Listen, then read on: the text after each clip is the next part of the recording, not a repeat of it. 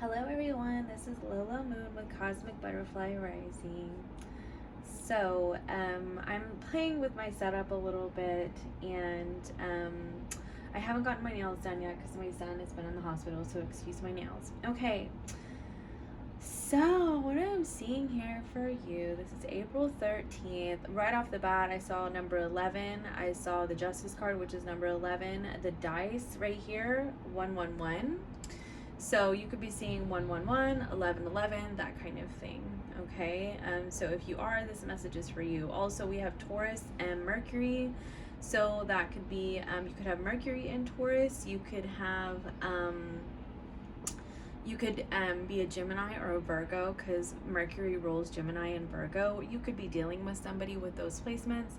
You also have the number 9. So you could be dealing with someone, or you are someone who was born on September 11th or November 9th, okay?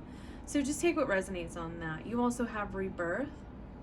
You have the 6 of Wands. You have the Justice card, the King of Cups, and the 8 of Cups on the bottom of the deck. Now you'll see right here it says strength and courage and bravery on the Lyrans.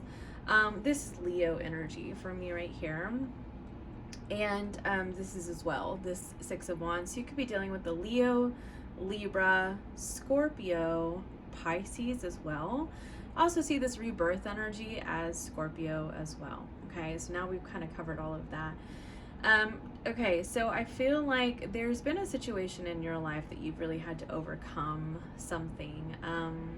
And you really spread your wings. I feel like you're showing up differently. This is the brand new eyes energy for me. This is the soul star chakra. Wait, no, it's the, oh, I don't remember which one that is, to be really honest with you. But either way, on a soul level, I feel like there's something that's evolving in you.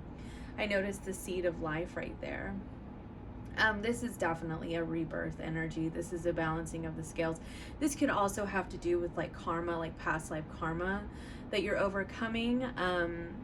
See, and right here, there's something that you've walked away from, that you've left behind, and you may have honestly had to do that for your highest good. Like you felt like it was a successful thing to do for you, like it was the right thing. You could also be dealing with people that are engaging in power struggles with that energy right there. You could also be engaging with power struggles. And there could be a resurgence of energy with this right here. Like there's a renewal, like there's, you know, coming together and talking things over, reconnecting. It honestly may not have served you dealing with people who, you know, need to be in control and have the power.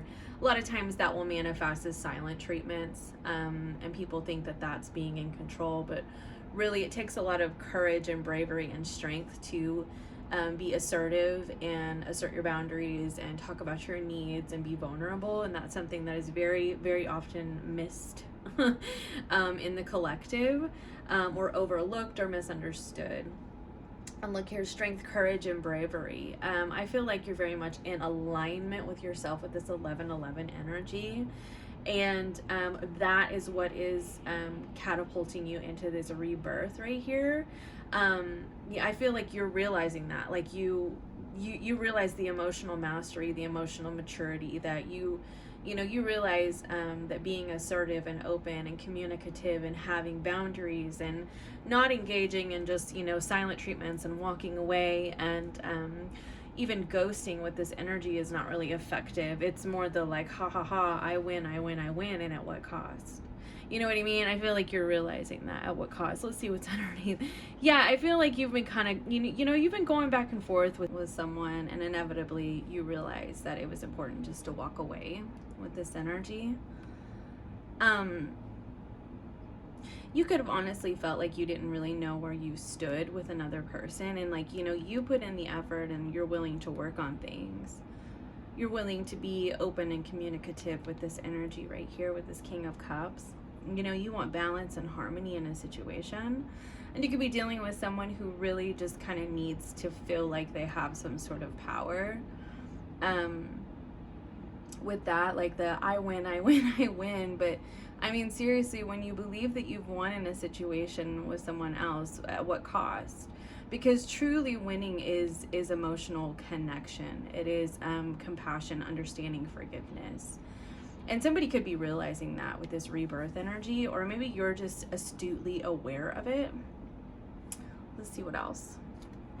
Yeah, Eight of Swords. Somebody gets stuck in their head. I feel like what happens is that, you know, the like, if there's an imbalance in a situation with somebody, and this is like right in the center of the reading, if there's an imbalance in a situation with someone, your emotional mastery, emotional maturity can really highlight another person's insecurities, you know, their own inadequacies. Yeah, did you hear that that horn that just honked? Like, it makes them astutely aware of their own inadequacies and how, you know, maybe they don't have the strength and the courage and the bravery to, you know, connect the way that you do and to allow themselves to be assertive. And you may have had to walk away from that situation, or they walked away because they were incapable of meeting you here with this King of Cups. And they get stuck in their head. And see, this very much for me is the silent treatment energy. This is the this is freeze. You know, when somebody just freezes, fight, flight, freeze, right? Or fawn. This is freezing. Yeah, see, look, you know, they can't handle the pain. They can't handle the intrusiveness of their own thoughts, and they just completely freeze.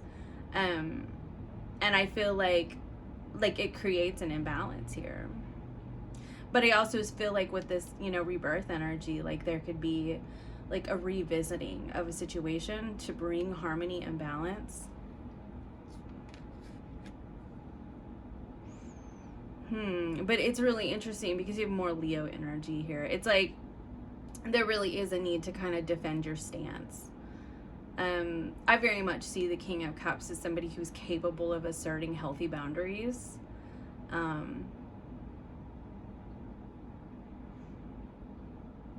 It's really interesting because this card says Pisces, but it's actually King of Cups is Scorpio. All the kings are fixed signs. If you think about personalities of kings, queens, and knights, kings are fixed signs, queens are cardinal signs, knights are mutable, and it just makes sense that way. But anyway, it says Pisces, and I'm noticing Pisces here. So you could be dealing with, or you are a Pisces or a Scorpio. Like I said, Libra, Leo. Just more Scorpio energy. Let's look at one more card. I'm really like this. Yeah, here's Pisces and Cancer. This has really gotten me very like curious here.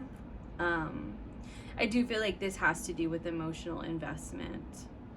You could also have felt like somebody keeps secrets from you. And you know, this could, with this moon energy, it's like, are we emotionally connecting, or what's going on? Like what's happening? Is there some underlying, you know, hoopla under the surface? Like, what's going on? And you got to be careful with the moon energy, because it's like, are you acting out of your subconscious wounds or your intuition? It can be either or with the moon card. And you may have been perceiving someone as being in this energy, you know, like, ha ha ha, I win, wanting to have the power and the control in a situation.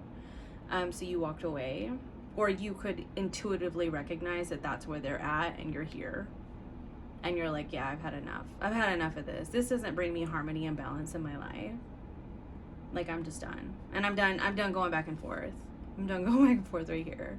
Like, if you get stuck in your head and you freeze and all of that stuff, like, that's a you thing, you know? But I'm going to be here. I'm going to be in the King of Cups. And I'm going to defend that stance right here. Because, like I said, this comes down to bravery. This is the bravery to be vulnerable right here. You know, and I'm serious. It takes a lot of bravery to be vulnerable, because not everyone is capable of that. And so a lot of times you are left out in the cold, or you were left, you know, in the middle alone. Like, you're trying to meet somebody in the middle because you're brave enough to do that. You're brave enough to communicate, and they aren't. They get in this energy, and it kind of leaves you feeling like, you know, at times it can be why am I not enough? Did I do something wrong? No, that's not it. This is about them. This really is about them and how they get stuck in their own head.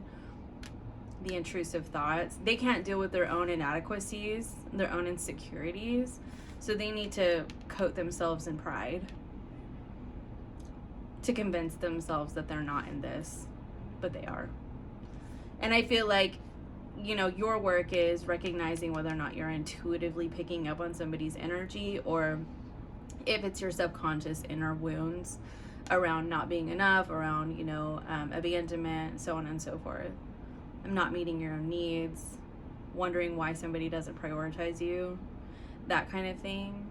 And like I always tell my clients, like, yes, it's important for us to self-soothe and to meet our own needs, but it is equally as important to assert that we need co-regulation, because co-regulation is healthy. It's the reason why, you know, like skin to skin helps babies, like preemie babies. It's co-regulation, and we need co-regulation at any stage of life, not just when we're babies. It's just when we become entirely dependent on it because we didn't have that need met as a child by our parents, that's when it can become problematic, because it can turn into expectations. You know, and boundaries are not the same as expectations. And I always tell my clients that too. And I feel like you're asserting your boundaries here. You're like, okay, well, this is a need that I have. But it becomes problematic when we start to expect other people to meet that need. If they're not capable of being in this energy, they're not capable. And that's when you have to go back to the drawing board and go, okay, am I going to keep investing my energy in this? Or is it a total fucking waste of time? King of Swords. It's a really difficult decision to make, but it is rooted in self-love. It is rooted in self-love, right? It's you taking the power over your life. You know, this is about dominion. It says your personal truth, your personal power.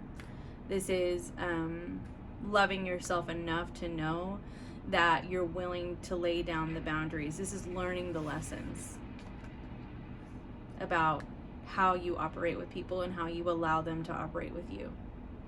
So that's what I have for you. Some of you are going to be receiving a renewal of energy. Like this could be, you know, a message, a phone call. Hell, somebody could even come to your house with that energy right there. Somebody may want to start over with you, but I do feel like you're very much going to defend your stance. You're going to say, well, this is what I know that I need. Can you see it? This is what I know that I need. Oops. Well, now, oh crap. Well, I'm figuring out my whole like setup, and I'm like, oh no, you didn't see those cards at all. Okay. This is what I know that I need. And that's where I'm at. Yeah. So good for you. Like, way to assert your boundaries. Okay. All right. That's what I have for you. And I hope you all have a wonderful day. Bye.